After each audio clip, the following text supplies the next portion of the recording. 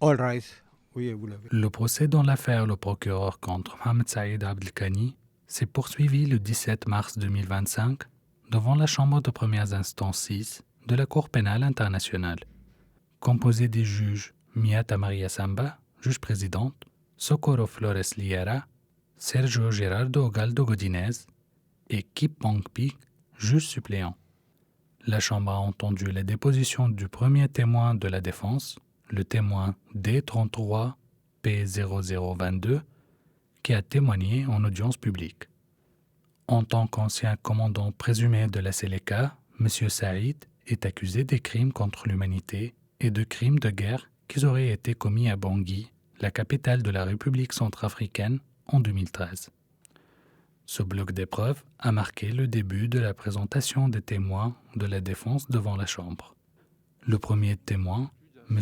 Thomas Cantaloupe, pseudonyme D33P0022, a témoigné au sujet de la situation sécuritaire à Bangui et en Provence en 2013, mais aussi sur les enquêtes qu'il avait menées à la fin du mois d'octobre 2013 en tant que reporter en République centrafricaine. Au cours des audiences, les témoins sont d'abord interrogés par les membres de l'équipe de la défense de Saïd, composée de Mme Jennifer Naouri, avocat principal de la défense, M. Dov Jacobs et M. Florian François Jacquemin, avocat de la défense, le représentant légaux des victimes, en l'occurrence Mme Salah Pelé, posant ensuite leurs questions. Enfin, les témoins sont contre-interrogés par les membres de l'accusation, l'avocate principale, Mme Holo Makwaya, au sujet de M.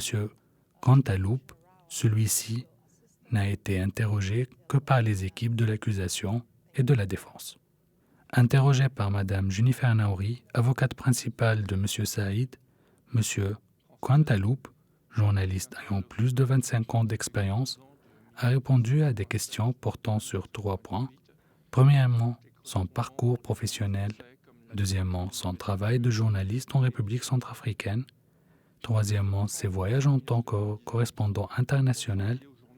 Quatrièmement, la méthodologie qu'il a suivie pour rédiger ses articles, ses rapports et ses nouvelles. Au cours de son témoignage, M.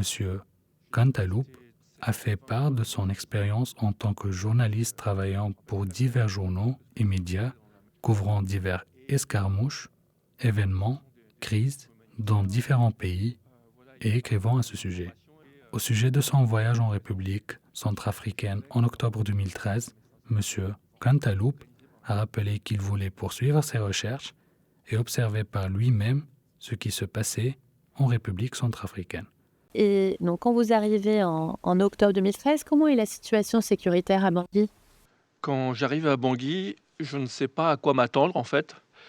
Et je découvre que la situation est très apaisée, très tranquille, au sens où, pour avoir effectué un certain nombre de reportages en zone de guerre, là c'est plutôt l'inverse.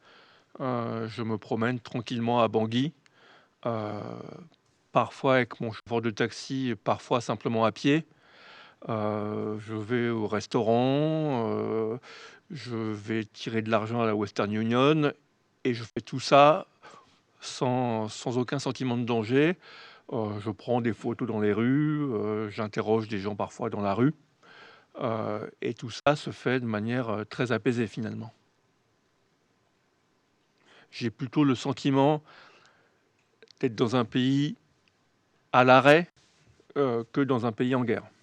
Pendant son séjour en République centrafricaine, M. Cantaloupe a tenu un journal électronique de sa visite en République centrafricaine et des événements dont il était témoin pendant son séjour. Ce journal électronique a été présent aux témoins devant la cour. Lors de son témoignage, M. Cantaloupe a alors parlé de la situation sécuritaire en République centrafricaine pendant qu'il y était. Alors, si je comprends bien votre témoignage, vous êtes libre de circuler dans Bangui. Qu'est-ce que vous voyez en termes de dispositifs en place pour assurer la sécurité dans Bangui à ce moment-là, quand vous y êtes ? En termes de dispositif, je dirais que je ne vois pas grand-chose qui me semble très organisé. Heu, il y a des membres de la force des Nations unies ou de l'Afrique centrale, la FOMAC, que l'on voit de temps en temps patrouiller. Heu, il arrive que l'on croise, quelques personnes dans des pick-up avec des armes, donc j'en déduis que ce sont des gens de la Séléka. Il y a peut-être même quelques gendarmes aussi, dans mon souvenir qui sont dans les rues. Mais, voilà, il y a guère plus que ça. Effectivement, on est dans une situation, d'un pays en crise, donc il y a des personnes en armes dans les rues, mais, il n'y a aucun sentiment de menace, ni pour moi, ni pour les citoyens. Et 1 ou 2 fois, j'ai entendu parler d'échauffourées, de tirs qui avaient eu lieu. Généralement, c'est la FOMAC qui se rend sur place et il m'est arrivé une fois de suivre la FOMAC, d'aller avec eux et les 2 échauffourées, que l'on m'avait rapportées, à chaque fois, on m'a dit la même chose. On m'a dit: «Ce sont des gens de la Séléka qui se sont tirés dessus entre eux». Parce qu'ils n'étaient pas contents ou parce que voilà, ils n'étaient pas contents sur le partage d'un pillage ou quelque chose comme ça. En outre, M. Guantaloupe a rappelé que, bien qu'il n'a pas vécu d'incident violent, il avait entendu parler de 2 escarmouches lorsqu'il était à Bangui en octobre 2013. D'accord. Donc, à part ces deux échauffourées dont vous parlez, si je comprends bien, vous n'avez rien d'autre à rapporter sur les hommes en armes que vous voyez, vous, quand vous êtes à Bangui en octobre 2013. Non, non, je n'ai rien à rapporter. Je n'ai, pour ainsi dire, aucun contact avec eux, en fait. D'accord. Et vous ne voyez pas d'autres échauffourées, pour reprendre votre terme, quand vous y êtes? Ou vous en entendez parler, puisque, si j'ai bien compris, vous n'avez pas assisté en direct aux échauffourées, pour être tout à fait clair. Non, non, pour être clair, je n'assiste à aucun incident violent et non, non, la présence des gens en armes, que ça soit la FOMAC ou les Séléka ou les gendarmes, est assez restreinte et en aucune façon, n'empêche de circuler, d'ouvrir les restaurants, d'ouvrir les commerces et donc chacun va qu'à ses occupations, je dirais. Après sa visite en République centrafricaine, M. Guantaloupe a rédigé des articles et des rapports dont des extraits ont été lus à la Cour. M. Guantaloupe a répondu à des questions sur sa méthodologie de collecte d'informations auprès de ses différentes sources, sur ses recherches et sur sa méthodologie de rédaction. Après la fin de sa visite en République centrafricaine, M. Guantaloupe a ensuite répondu à des questions sur les aspects politiques et sociaux des événements survenus en République centrafricaine, et ce avant que la défense ne termine l'interrogatoire principal de son premier témoin. D'accord. Alors, je vais commencer par l'article que vous mentionnez concernant plutôt les enseignements, si je puis dire, de Carnot. Donc, je vais vous montrer un document qui est l'onglet 10 de notre liste de notifications. C'est un document public. Car D33 0014 1607. Alors, si on pouvait faire défiler l'article, parfait. Donc, on voit, c'est un article intitulé « La Centrafrique, un pays pauvre de ses diamants », publié le 29 novembre 2013. Oui. Est-ce que c'est l'article dont vous venez de nous parler? Oui, c'est cet article. Est-ce que vous avez eu le temps de relire cet article avant de venir témoigner aujourd'hui? Oui, je l'ai relu. Est-ce que vous maintenez son contenu au vu de vos connaissances actuelles?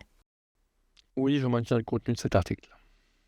L'avocat principal du bureau de procureur, Mme Holomakwaya, a contre-interrogé M. Thomas Guantaloupe au sujet de son témoignage sur la liberté de circulation en République centrafricaine. Dans votre témoignage tantôt, vous avez dit à la Cour que lorsque vous étiez à Bangui en octobre jusqu'en novembre 2013, vous avez trouvé que Bangui était pacifique et vous avez pu vous déplacer dans la ville et vous avez dit à la Cour que vous avez pu accéder au quartier PK12 et PK5. Vous en souvenez-vous? Oui, absolument, c'est ce que j'ai dit. M. Guantaloupe a également rappelé que, d'après ses expériences précédentes de couverture d'échauffourées et d'événements à travers le monde, lorsqu'un pays est en crise, il y a peu ou pas de mouvement, il y a beaucoup de sécurité armée. M. Quantaloupe a rappelé que lorsqu'il était en République centrafricaine, il pouvait se déplacer. Encore une fois, je suis mal à l'aise parce que si j'ai mal exprimé ce qu'est un conflit armé, je n'ai jamais fait de droit durant mes études. Je le regrette parfois, mais je n'ai pas fait de droit. Donc si je me suis mal exprimé à un conflit armé, il faut prendre ça au sens d'une généralisation journalistique.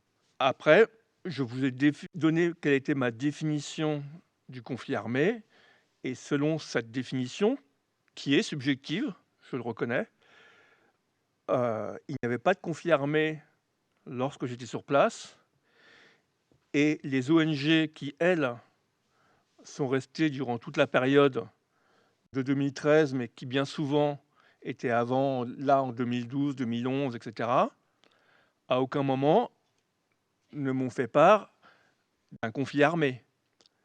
Bien sûr, il y avait des violences, des escarmouches, elles étaient prudentes, les ONG, mais cela ne répondait pas aux définitions des conflits armés. Et j'ai notamment pu le voir parce que quelques mois auparavant, j'avais été en reportage en Somalie. En Somalie, j'étais accompagné pendant la durée de mon reportage par 4 gardes armés. Et lorsque j'ai été voir, par exemple, les gens de Médecins sans frontières à Mogadiscio, ils ne sortaient pas de leur compound sans escorte armée. Voire même, à certains moments, ils ne sortaient pas du tout de leur compound. À Bangui, on circulait librement. J'ai plusieurs fois été voir les gens des ONG dans leur compound, mais je les ai aussi parfois rencontrés dans des restaurants, dans des cafés. On a vu, par exemple, une copie de mon carnet ce matin, où je rencontre un conseiller du président de Jotoja. J'ai pu relire mon carnet ce matin sur l'écran. Je marque que je le rencontre au Balafon, qui est un bar-restaurant de Bangui, très fréquenté, et c'est là que je l'ai rencontré un soir. Donc, il n'y avait pas, pour moi, de conflit armé à Bangui, et je sais effectivement que quand j'étais à Kaboul en 2010, je ne sortais pas au restaurant, le soir, dans la journée éventuellement, pas le soir. Dans d'autres situations, il m'est arrivé de me faire tirer dessus à Tripoli, dans la chambre que j'occupais quand j'étais en reportage. Donc pour moi, ça, c'est un conflit armé.